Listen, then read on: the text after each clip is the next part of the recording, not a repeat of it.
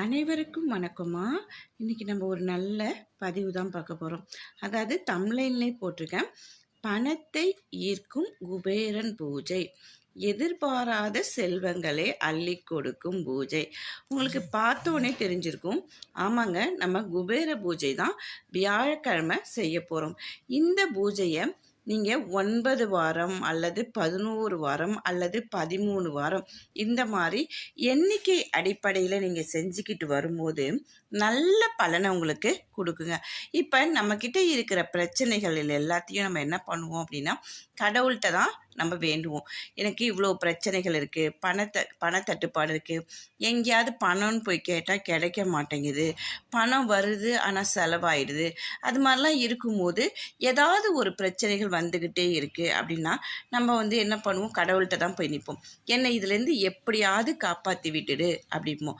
அப்போ அதே மாதிரி பிரச்சனைகள் இருக்கும்போது நம்ம செய்ய வேண்டிய பூஜை தான் இந்த குபேரன் பூஜைங்க. இந்த குபேரன் பூஜை என்னைக்கு நம்ம செய்ய போகிறோம் அப்படின்னா, வியாழக்கிழமை தாங்க செய்ய போகிறோம். எப்பயுமே ஒரு பூஜை செய்கிறோம் அப்படின்னா, அதாவது பிரம்ம முகூர்த்த நேரத்தில் நம்ம செய்யறதுங்கிறது ரொம்பவே ஒரு விசேஷங்க. ஏன் அப்படின்னு சொல்ல பார்த்தோம்னா, அமைதியான ஒரு நிலையாக இருக்கும். ரெண்டாவது, நம்ம மனசுமே காலையில் எழுந்து குளித்து முடிச்சுட்டு நம்ம ஒரு வேண்டுதல் வைக்கும்போது நம்மளுமே ஒரு மன அமைதியோடு இருப்போம். இல்லை அந்த மாதிரி செய்யும்போது நமக்கு சீக்கிரமாக எளிதாக நம்ம கடவுள்கிட்ட போய் நம்மளுடைய விஷயங்கள் சொல்கிறதுக்கு எந்த வித இடையூறும் இல்லாமல் இருக்கிறதுக்கும் நமக்கு ஈஸியான ஒரு தருணமாக இருக்குங்க. அதுவும் இல்லாமல் அந்த பிரம்ம முகூர்த்த நேரத்தை தான் எல்லா கடவுளும் நம்ம வீட்டுக்கு வருவாங்க அப்படிங்கிற ஒரு பெரிய நம்பிக்கை இருக்குங்க. அதனால தான் நம்ம எந்த பூஜை செய்கிறதுனாலும் நம்ம பிரம்ம முகூர்த்த நேரத்தை எடுத்துக்கலாம். மற்ற நேரங்கள் பார்க்கும்போது நிறைய இடையூறுகள் வரும். யாராவது நம்ம பூஜை செய்ய நேரத்தில் வீட்டுக்கு வருவாங்க, காலிங் பெல் அழுத்துவாங்க, இல்லை நம்ம குழந்தைங்க கத்துவாங்க, இல்லை வேறு ஏதாவது பிரச்சனைகள் நடக்கும்.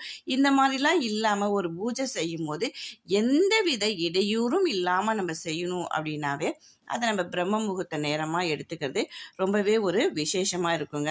சரி, இப்போ நம்ம என்ன பண்ண போகிறோம் அப்படின்னா, வியாழக்கிழமை தாங்க இந்த பூஜையை செய்ய போகிறோம்.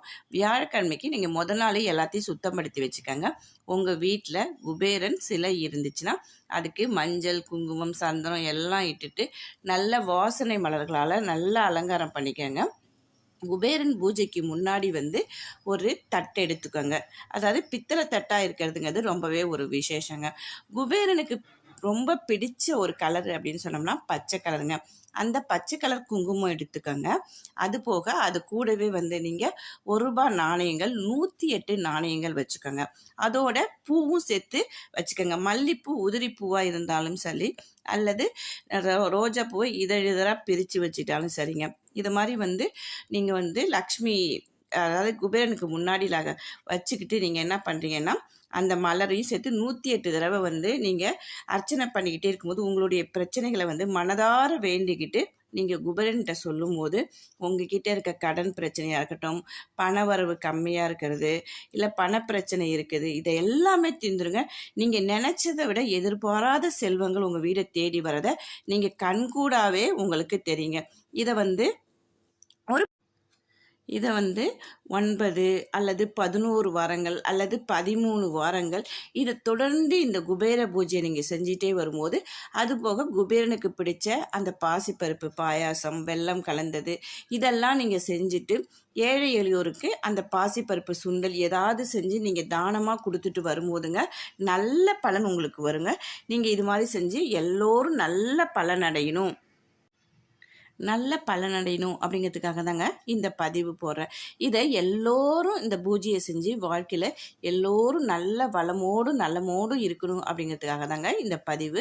வாழ்க வளமுடன், எல்லோரும் எல்லா வளத்தையும் பெற்று நல்ல நீண்ட சந்தோஷத்தோடு இருக்கணும் அப்படிங்கிற நம்பிக்கையோடு உங்களுக்கு இந்த பதிவை போடுறேங்க. வாழ்க வளம்.